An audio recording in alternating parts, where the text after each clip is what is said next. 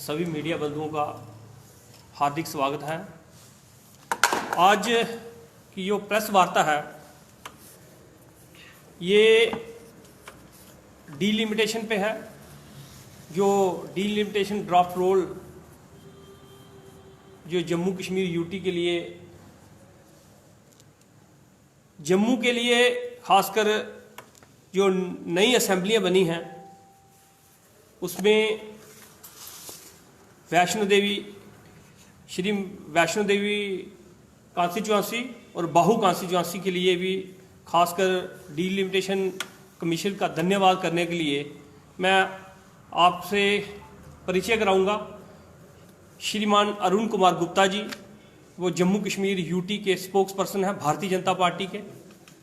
मेरे साथ पूर्व विधायक श्रीमान बलदेव राज शर्मा जी, इसमें हमारे डीडीसी के चेयरमैन श्री सराफ सिंह नाग साहब, मेरे इस रियासी म्यूनसिपल काउंसिल के चेयरमैन श्रीमान सुदेश पुरी जी, मेरे साथ मेरे इस मंडल के मंडल अध्यक्ष राघव केसर जी, एससी मोर्चा के प्रदेश के उपाध्यक्ष श्रीमान चमनलाल भगत जी, और मेरे इस ऑफिस के एडिशनल सेक्रेटरी श्रीमान अश्विनी जी। और ख़ासकर मैं ये कहूँगा कि ये जो वार्ता है इसमें हमारे अरुण कुमार गुप्ता जी पहले अपनी बात को रखेंगे। मैं श्री अरुण कुमार गुप्ता जी जो जम्मू कश्मीर भारतीय जनता पार्टी के इस यूटी के स्पोक्स पर्सन हैं, मैं उनसे अनुरोध करता हूं कि वो आगे की कार्रवाई शुरू करें। धन्यवाद शील जी। यहाँ पे उपस्थित सभी मीडिया बंधु, आपका बहुत बहुत स्वागत, अभिनंदन। जैसे आप सबको मालूम है कि अभी एक डीलिमिटेशन कमीशन जो हमारे जम्मू कश्मीर में काम कर रहा है उसकी एक ड्राफ्ट रिपोर्ट रिलीज़ हुई है, आपको मालूम है सबको। और उस ड्राफ्ट रिपोर्ट के रिलीज़ होने के साथ हमारा मानना ये है कि जम्मू संभाग की अगर हम बात करें और जम्मू कश्मीर एज ए प्रदेश की अगर हम यूटी की बात करें तो इस डीलिमिटेशन कमीशन ने बहुत गहराई से और बहुत बारीकी से काम किया है। और वो इस हद तक काम किया उन्होंने बारीकी से कि जहाँ जहाँ भी पिछले 70 साल में जिस जिस इलाके में, जिस जिस जगह पे और जिस जिस समुदाय को एक जस्टिस नहीं मिल पाया है या जिसको भी एक उनका जो प्रतिनिधित्व जहाँ पे होना चाहिए वो नहीं मिला है, उसके लिए उन्होंने बड़ी बारीकी से और बहुत गहराई से काम किया है। भारतीय जनता पार्टी का शुरू से ही मानना है, जनसंघ के टाइम से ही मानना ये है कि डेमोक्रेसी का जो मतलब है वो ये है कि इस पूरे देश में रहने वाले जितने भी हमारे समुदाय हैं, जितने भी हमारे रहने वर्ग हैं, उनको सबको उनकी जगह मिलनी चाहिए। तभी हम कह सकते हैं कि जो हम डेमोक्रेसी की बात करते हैं वो डेमोक्रेसी एक वाइब्रेंट डेमोक्रेसी है, वो एक अच्छी डेमोक्रेसी है। और हालांकि दुनिया में भारत की जो डेमोक्रेसी है उसको बहुत माना जाता है, ये भी कहा जाता है कि हम बहुत बड़ी डेमोक्रेसीज में से एक डेमोक्रेसी हैं, लेकिन बड़ी होना एक अलग बात है और एक अच्छी और बड़ी होना एक अलग बात है। आज हम शायद उस कगार पे खड़े हैं जहाँ पे हम बड़े भी हैं और अच्छे भी हैं। जम्मू कश्मीर की अगर हम बात करें तो जम्मू कश्मीर में डीलिमिटेशन कमीशन जो है जिसने अपनी ड्राफ्ट रिपोर्ट बनाई है, उसमें सबसे जो बड़ा काम उन्होंने समझा है और जो किया है वो ये है कि जो पिछले 70 साल के जो हमारे साथ जो ब्लंडर हुए हैं और जिस जिस जगह पे हमें डिप्राइव किया गया है, जिस जिस जगह पे हमें दूर रखा गया है, जिस जिस जगह का हमें वो चीज़ नहीं मिली जो हमें मिलनी चाहिए थी, वो उस पर काम हुआ है। मैं आपको कुछ बिंदु गिनाऊंगा जिससे आपको ज़्यादा मैं समझा पाऊँ कि हम भारतीय जनता पार्टी ये इस डीलिमिटेशन कमीशन की जो ड्राफ्ट रिपोर्ट आई है, इस रिपोर्ट का हम पूरे तहे दिल से समर्थन करते हैं। और समर्थन करते हुए आपको मैं बताना चाहूँगा कि जब हम समर्थन कर रहे हैं तो हमारा मानना ये है कि हमारे जो जन समुदाय है, हमारे जो लोग हैं यहाँ पे, उनको उनकी रिप्रेजेंटेशन जो मिली है वो अपने आप में एक बहुत बड़ी बात है जिसको शायद हमको लेने में या जिसको हमको समझाने में बहुत साल लगे।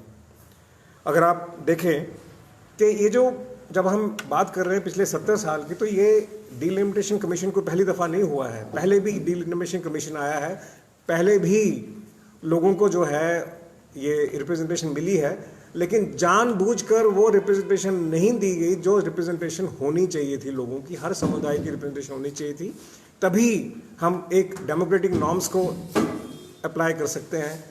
अब जब डीलिमिटेशन कमीशन ने काम करना शुरू किया तो एक मोटे मोटे जो बिंदु होते हैं जिसके ऊपर एक तय किया जाता है कि कौन सी कॉन्स्टिट्यूंसी नई बननी चाहिए, कहाँ पे कितनी कॉन्स्टिट्यूंसीज और होनी चाहिए, कहाँ पे कॉन्स्टिट्यूंसी में जो है अगर लग रहा है कि उसका एरिया जो है उसको दोबारा डिमार्केट किया जाना चाहिए, तो उसके लिए 3-4 बिंदु हैं जो बहुत ज़रूरी हैं जिसके ऊपर वो काम करते हैं। एक तो सबसे पहले वो देखते हैं कि वहाँ का जो पॉपुलेशन है, वहाँ की जो जनसंख्या है वो कितनी है, क्या वो जनसंख्या जो है उस जनसंख्या के आधार पर उसका वितरण किया गया है कॉन्स्टिट्यूंसीज का।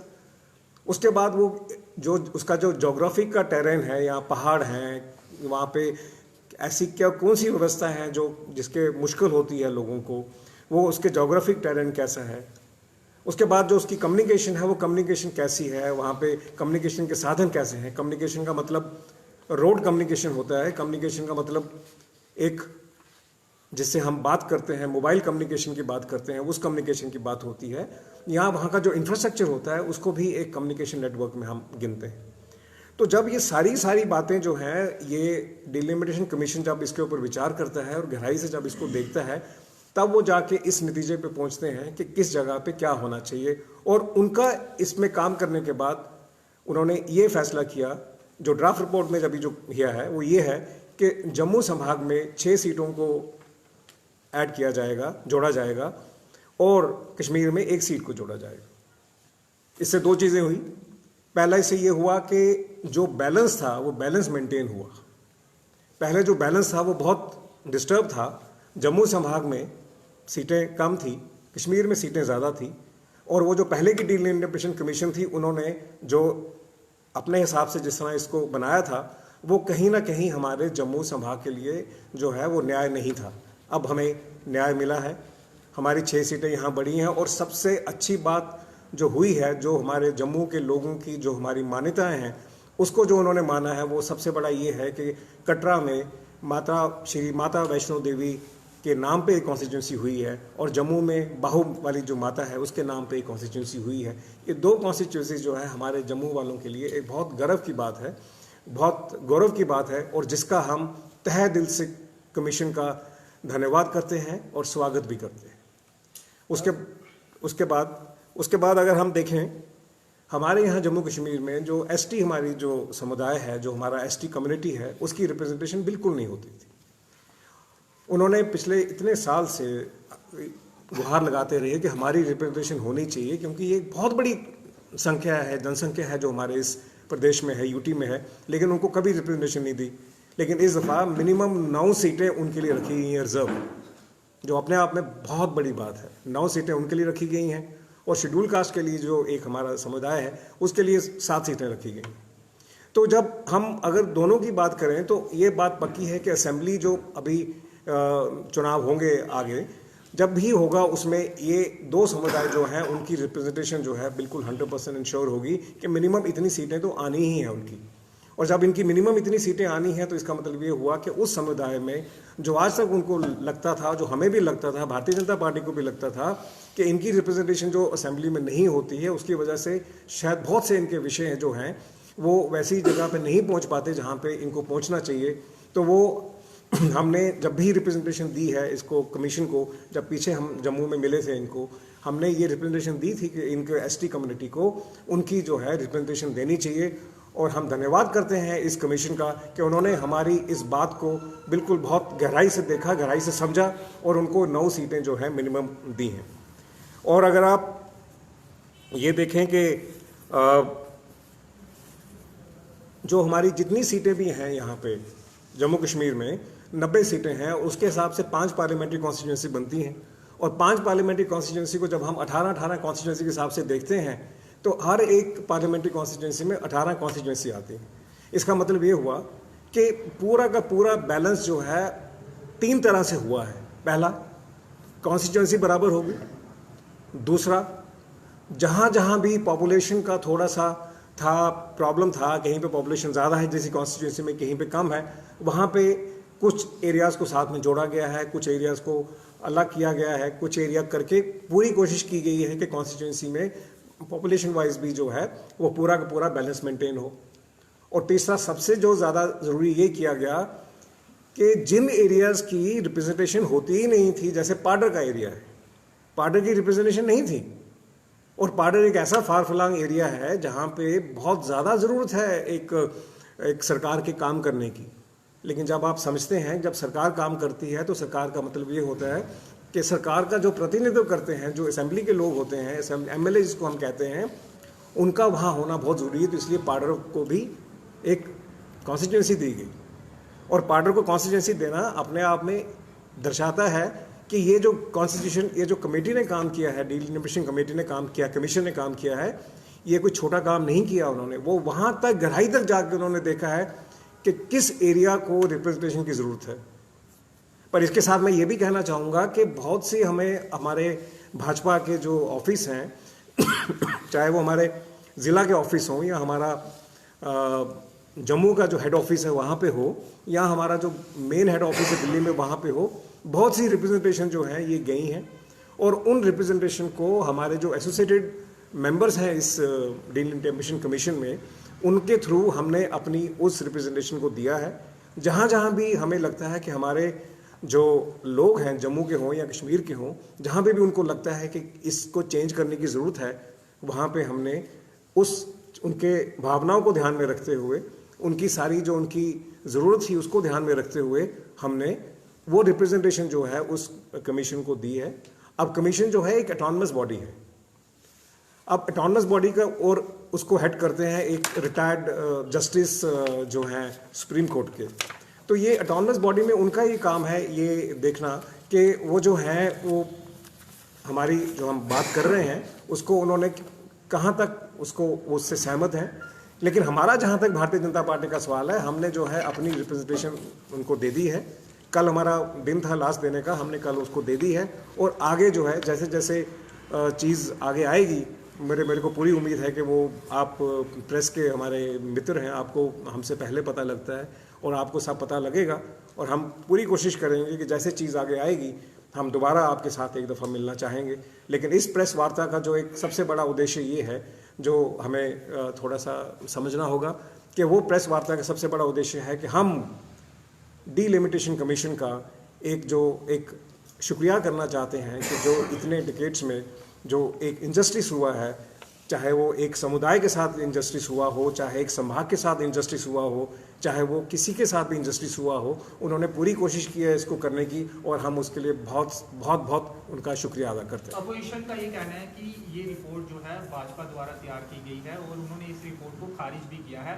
उन्होंने ये कहा है कि अपना वोट बैंक को देखते हुए नई असेंबली कॉन्स्टिट्यूएंसी का गठन किया गया है या फिर उनमें फेरबदल किया गया है। मैंने आपको पहले भी बताया कि पूरे जम्मू कश्मीर को जब आप देखते हैं तो उसकी जो कॉन्स्टिट्यूंसीज़ हैं वो 90 की कॉन्स्टिट्यूंसीज़ हैं। और उन कॉन्स्टिट्यूंसीज़ को जब हम 5 पार्लियामेंट्री कॉन्स्टिट्यूंसी में डिवाइड करते हैं तो 18 कॉन्स्टिट्यूंसीज़ आती हैं।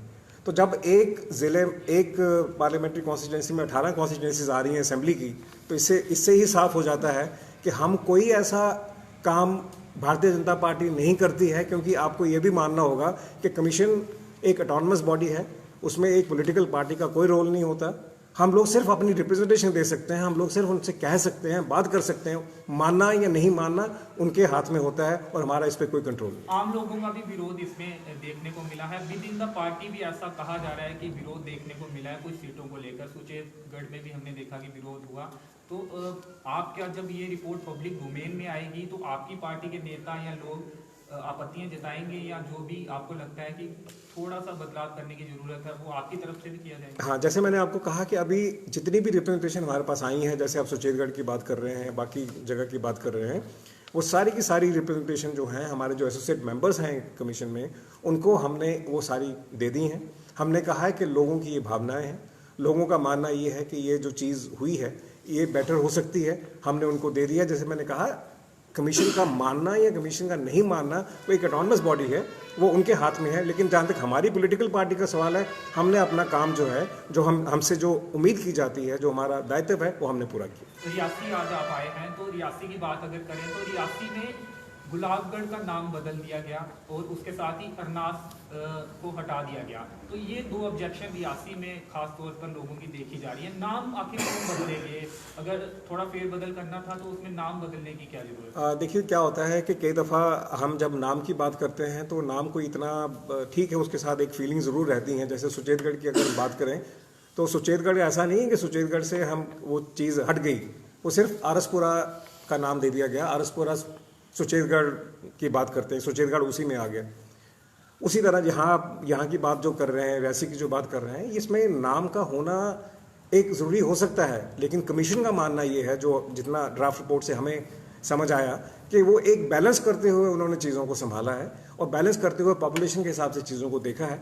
लेकिन ये रिप्रेजेंटेशन जो आप कह रहे हैं ये भी हमने दी है और इसके ऊपर भी विचार हो रहा है। और आपने कहा पब्लिक डोमेन में जैसे ही चीज़ आएगी, भारतीय जनता पार्टी जो है सबसे पहले पार्टी होगी जो उनको रिप्रेजेंटेशन देगी, उनको बताएगी ये लोग जो हैं उनकी ये आपत्ति है, आप इस पर विचार करें, पुनः विचार करें। अरुण जी, पिछले कुछ समय से जम्मू कश्मीर में ब्यूरोक्रेसी हावी है, तो आम लोगों का ये कहना होता है कि हम कम्युनिकेशन जो है वो बन नहीं रहा। और पिछले काफी समय से देख रहे हैं कि युवा जो है लगातार सड़कों पर होते हैं, अलग अलग एस्पायरेंट्स होते हैं। तो क्या आपको लगता है कि आने वाले समय में बीजेपी को इसका नुकसान ना हो जाएगा? क्योंकि सरकार तो आपकी है सेंटर में, ये कहना लोगों का। ऑपोजिशन भी आपको घेरती रहती है, पैंथर्स पार्टी हो गई, कांग्रेस चौधरी लाल सिंह की, सब आप पे ही ठीकरा फोड़ते हैं। हाँ बिल्कुल ठीक कहा आपने, क्योंकि हम पे वो इसलिए ठीकरा फोड़ते हैं क्योंकि हमारा घड़ा बहुत बड़ा है, तो इसलिए बहुत कोशिश होती है कि किया जाए। लेकिन मैं आपकी बात का जवाब देते हुए, आपने ब्यूरोक्रेसी की बात की, ब्यूरोक्रेसी का काम करना जो है वो एक अलग विषय है और वो तो अपने ढंग से काम करते हैं। क्योंकि अपने ढंग से इसलिए काम करते हैं कि जो आपका देश है ये आज का देश नहीं, पुराने 70 साल का देश है। पुरानी सरकारें जो थी उन्होंने ब्यूरोक्रेसी को जैसे हैंडल किया है, ब्यूरोक्रेसी उसी तरह काम करती है। हम भारतीय जनता पार्टी जिस तरह काम करते हैं, हम शासन में और सुशासन में अंतर जानते हैं। हमारा मानना ये है कि आज तक शासन होता रहा पिछले इतने सरकारों में, अब हम सुशासन की बात करते हैं, गुड गवर्नेंस की बात करते हैं। गुड गवर्नेंस जब आप करते हैं तो उसमें जो जितने भी कंपोनेंट्स हैं, जितने भी फैक्टर्स हैं, वो कंट्रोल हो जाते हैं अपने आप, और आप देखेंगे कंट्रोल हुए भी हैं, हो भी जाएंगे। अगर आप ओवरऑल देखें, हम सारे देश के वासी हैं, चाहे वो हम सरकार में रह के नौकरी करें, चाहे हम पॉलिटिकल पार्टी में काम करें, सबका अपना अपना एक काम है। और एक स्टेज ऐसी आ गई है और आएगी भी जब हम लोग अपना अपना दायित्व समझेंगे और अपना अपना काम करेंगे। आपके साथ बलदेवराज शर्मा जी बैठे हैं, पूर्व विधायक हैं। ये शुरू से ही इस बात को कह रहे थे कि श्री माता वैष्णो देवी असेंबली कॉन्स्टिट्यूएंसी का निर्माण होगा पूरे दावे के साथ। तो ऐसे में विरोधी जो है इसी बात को लेकर अब जब ड्राफ्ट रिपोर्ट सामने आई है, ये कह रहे हैं कि इन्हें पहले से कैसे मालूम था कि इस कॉन्स्टिट्यूएंसी का निर्माण होने वाला है? जितना मैं समझता हूँ बलदेव जी को, इनका कहना ये था कि अगर श्रीनगर में चारे शरीफ हो सकती है, श्रीनगर में हजरत बल हो सकती है, तो आपके जम्मू में ये श्री वैष्णो देवी या बाहु होने में कहाँ आपत्ति है। बात ये है कि हमने अपना पक्ष रखा है, होनी चाहिए। हमको पक्ष रखते हुए इतने साल हो गए, हमारे पक्ष को माना गया।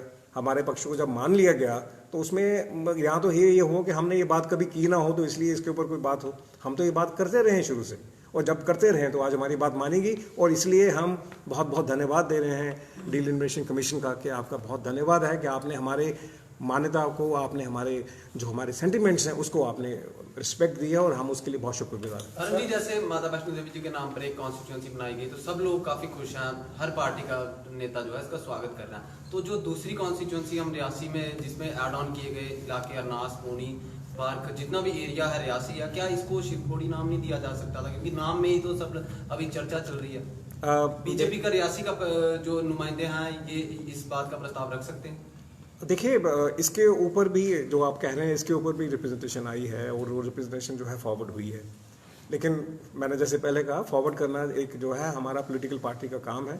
हमने आपकी जो फीलिंग्स हैं, ये फीलिंग सिर्फ लोगों की नहीं, ये फीलिंग आपकी भी है, और मैं इस फीलिंग को मानता हूँ, समझता हूँ इस फीलिंग को। शिवखोड़ी को मैं समझता हूँ, शिवखोड़ी के विचार मैं जानता हूँ, शिवखोड़ी के जो मान्यता है वहाँ पे लोगों की, ये गया है। और इसके ऊपर देखिए कमीशन क्या इस पर लेता है। सर, जिला रियासी की बात कर रहे हैं, श्री माता वैष्णो देवी के नाम पे जो असेंबली बनाने की बात की जा रही है, सब दल वहाँ उसका समर्थन कर रहे हैं। लेकिन ये कहा है कि जनसंख्या के आधार पर जो असेंबली बनाई जाती है, तो क्या मान के चलें असेंबली एक और नहीं बनाई जाती तो बाकी एरिया को ना तोड़ा जाता तो यहाँ विरोध ना होता, इस तरह से भी हो सकता, पॉसिबिलिटी हो सकती थी। नहीं, ऐसा है कि जब आप असेंबली बनाते हैं तो असेंबली के जो कंपोनेंट मैंने आपको पहले बताया, जिसमें जनसंख्या का एक कंपोनेंट होता है, वहाँ के टोपोग्राफी की कम्युनिकेशन टोपोग्राफी देखी जाती है, और उसके जो कम्युनिकेशन के वहाँ पे क्या वसाइल हैं वो देखे जाते हैं। तो जब आप सारी की चीज़ों को आप गहराई से देखते हो, उसको देखने के बाद ही ये डिसाइड करती है कमीशन कि वहाँ पे होनी चाहिए कि नहीं होनी चाहिए। लेकिन जो सबसे बड़ा जो मुद्दा है, जो समझने वाली बात है, वो ये है कि क्या हमारी जो सेंटिमेंट्स थी, या हमारा जो हम जिसके बारे में इतने सालों से एक बात कर रहे थे, क्या वो बात को रखा गया है, और हमें बहुत खुशी है कि उस बात को रखा। सर, जिस तरह से आपने कहा कि श्री माता वैष्णो देवी के नाम पे जो असेंबली बनाया जा रहा है वो एक आस्था का केंद्र हो सकता है, सबकी अपनी अपनी बात रखी जाती है कि ऐसा होना चाहिए। लेकिन इस तरह से आपने कहा कि हमारा कोई काम नहीं, कमीशन हमारे इशारे पे काम नहीं करता, हमारे कहने पे काम नहीं करता। आपके प्रदेश में एक ऑडियो भी वायरल हो रहा है, कमीशन से ये कार्यसूची आने से पहले ही वो ऑडियो वायरल हो रहा है कि आपको एरिया दे दिया गया है, आपके बोर्ड बन गए हैं। तो इस तरह की जो है लगातार बातें निकले, और जहाँ तक यही विरोध का पक्ष बना है कि आखिर जो कमीशन है वो बात के इशारे पे काम कर रहा है। मैं आपसे प्रार्थना करूंगा कि आप उस वीडियो को दोबारा देखें। उस वीडियो में जो हाँ जी जो ऑडियो क्लिप जो आप कह रहे हैं वो देखें, वो रिपोर्ट, ड्राफ्ट रिपोर्ट सबमिट होने के बाद कर दी है। और उसमें जो है हमारे अध्यक्ष जी जो है वो सिर्फ ये कह रहे हैं कि देखिए भाई, आप जो बड़े दिनों से कह रहे थे कमीशन ने मान लिया, बस यही उनका कहना था। आपने सुशासन की बात की। रियासी डिस्ट्रिक्ट में माइनिंग मटेरियल जो है वो अधिक दामों में मिल रहा है, और किसी तरह की ज़्यादा कार्रवाई होती हुई नहीं दिखी थी पिछले दिनों। उसके बाद सराब सिंह नागजी बीडीसी चेयरपर्सन आपके साथ भी बैठे हैं, इन्होंने प्रेस कॉन्फ्रेंस की, उसके बाद कुछ कार्रवाई हुई। उसके बाद कार्रवाई हुई, उससे ये कहीं ना कहीं निकल कर सामने आया कि ये जो अधिक रेट लेने वाला काम था ये पहले का चल रहा था, लेकिन किसी तरह की कोई कार्रवाई नहीं थी, और अभी भी अधिक रेट लिए जा रहे हैं। तो ऐसे में एक तरफ अधिक रेट लिए जा रहे हैं, दूसरी तरफ आप ये कह रहे हैं कि सुशासन हम दे रहे हैं। बिल्कुल ठीक कह रहे हैं आप। सुशासन जो है वो एक नियम है, सुशासन जो है वो कार्य पद्धति है, सुशासन एक कार्य प्रणाली है। आप जो बात कर रहे हैं वो एक विषय है। ये विषय जो है आज 10 होंगे, कल 20 होंगे, 250 होंगे, 200 होंगे, विषय आते रहेंगे, जाते रहेंगे। मैं जो बात कर रहा था, हम जो बात कर रहे थे, या भारतीय जनता पार्टी जो बात करती है, हम वो जो शासन की जो कार्य प्रणाली थी उससे निकल के हम सुशासन की कार्य प्रणाली में आना चाह रहे हैं। नहीं, मैं आपको वही बता रहा हूँ कि एक हमारे देश में पिछले 60 साल से 65 साल से एक प्रणाली चल रही है। उस प्रणाली में जब हम नई प्रणाली में आने की कोशिश कर रहे हैं, तो उसके बहुत से विरोध हैं, बहुत से विरोध आपको दिखते हैं, बहुत से विरोध आपको दिखते भी नहीं हैं। हम दोनों का सामना कर रहे हैं, और मैं आपको विश्वास दिला सकता हूं कि हम बहुत ज़्यादा प्रेस कॉन्फ्रेंस करेंगे यहाँ आपके सामने, और मैं ही आपको बताऊंगा कुछ देर के बाद कि हम जो आपको कह रहे थे सुशासन के बारे में, हमारा मानना ये था कि हम चीज़ को नियमित करना चाहते हैं, हम चीज़ को उसमें एक अनुशासन में लाना चाहते हैं, और अनुशासन में लाने का मतलब ही सुशासन होता है। विषय आते रहेंगे, विषयों के ऊपर बात होती है, विषयों पे हम बात करते भी हैं, चाहे हमें किसी भी लेवल पे बात करनी पड़े। ये आप मान के चलें कि आज की सरकार जो है वैसी सरकार नहीं है जो सरकार हम लोग देखते रहे हैं। बहुत गंभीर हैं, हर चीज़ के ऊपर बात होती है। ठीक है, कहीं पे इश्यूज हैं तो उसको वो विषय देखे जाएंगे, पर आप निश्चिंत रहिए कि सुशासन जो है वो है, आएगा और अच्छे से आएगा। सर, कार्यसूची की बात कर रहे हैं, जिस तरह से परिश्रमण कमीशन ने जो कार्यसूची सौंपी गई है, तो क्या मान के चला, अगर इसी को फाइनल माना जाता है तो क्या मान के चले आने वाली असेंबली इलेक्शन में भाजपा को इसका फायदा होता हुआ दिखे? तो आपका दावा कर रहे हैं कि अपना मुख्यमंत्री वो क्या संभव हो पाएगा? देखिए, कोई भी पॉलिटिकल पार्टी हो इस सिस्टम में, उनका जो अस्तित्व है या उनका जो उनकी एग्जिस्टेंस है वो इसी में है कि वो क्या सरकार बना सकते हैं अपनी। हमारा मानना ये है कि हम एक पॉलिटिकल पार्टी हैं, और हमने जम्मू कश्मीर में प्रजा परिषद के टाइम से जो संघर्ष करना शुरू किया है और आज तक हम संघर्ष करते रहे हैं, तो क्या आपको लगता है कि हमें हक नहीं है सरकार बनाने का? हमें भी पूरा हक है सरकार बनाने का। हम दावा भी करते हैं, तो अगर बहुमत में नहीं आते, हम दावा भी करते हैं, और इसको हम मानते भी हैं, और इसको हम करेंगे भी। जी, अगर बहुमत आपको नहीं मिलता है, जनता पूरी तरह से समर्थन नहीं करती है, तो क्या पहले की तरह पीडीपी या एनसी का दामन थाम सकते हैं आप? हाँ, हमारा मानना ये है कि हम जिस जगह पे आज खड़े हैं और जिस तरह के हमें सपोर्ट है पब्लिक का, जिस तरह के हमारे माननीय शहरी या माननीय जो गांव में रहते हैं हमारे निवासी हैं, जिस तरह का वो हमें प्यार देते हैं, जिस तरह के वो हमारी चीज़ों को मानते हैं, जिस तरह एक्नॉलेज करते हैं, मुझे कोई शक नहीं है कि हम सरकार नहीं बना। सर, लोकतंत्र के लिए कि इस बार जिला रियासी में भी नए चेहरे देखने को मिलेंगे पार्टी की तरफ से? देखिए, ये कुछ विषय ऐसे हैं जो पार्टी के हाई कमांड डिसाइड करती है, और इसके बारे में अगर मैं कुछ कहूँगा तो शायद मैं आपको सही इन्फॉर्मेशन नहीं दे पाऊंगा। इसलिए मैं आज का जो मेरा विषय है वो डीलिमिटेशन कमीशन पे है, उस पर आप जितना भी चाहें मुझसे पूछ लें। लेकिन ऐसा मानना चाहिए कि आने वाले दिनों में अब इलेक्शन हो सकती हैं जल्दी फाइनल रिपोर्ट आने के बाद। वो तो आपने देखा होगा पार्लियामेंट में हमारे प्रधानमंत्री जी ने, हमारे गृह मंत्री जी ने जम्मू में भी जब आए थे, उन्होंने बड़ा साफ साफ कहा है कि डीलिमिटेशन कमीशन की रिपोर्ट आने के बाद जब वो एक दफ़ा फाइनल कर देते हैं, उसके बाद हम जम्मू कश्मीर में इलेक्शन जो है वो अनाउंस करेंगे। इलेक्शन होना ही ज़रूरी है, क्योंकि इलेक्शन नहीं होना जो है वो डेमोक्रेसी का नॉर्म नहीं है। इलेक्शन होना ही डेमोक्रेसी है। सर, क्या मान के चले जो वैष्णो देवी कॉन्स्टिट्यूंसी बनाई गई है, क्योंकि सरब सिंह नाग जी भमाग से हैं, काफ़ी इनको जो है वहाँ से फैन फॉलोइंग भी है और नेता हैं वहाँ के, तो कटरा में भी इनकी काफ़ी अच्छे रिलेशन हैं, डीडीसी चेयरमैन भी हैं, वहाँ से पार्टी उतार सकती है इनको? मैं इतना कहूँगा कि आप एक व्यक्ति विशेष की बात कर रहे हैं। मैं चेयरमैन भी हैं ये नहीं, मैं भी कह रहा हूँ आपको। सरब जी जो हैं सबसे पहले भारतीय जनता पार्टी के कार्यकर्ता हैं, और हम भारतीय जनता पार्टी के जो कार्यकर्ता होते हैं, हम लोग कुछ भी डिसाइड नहीं करते हैं।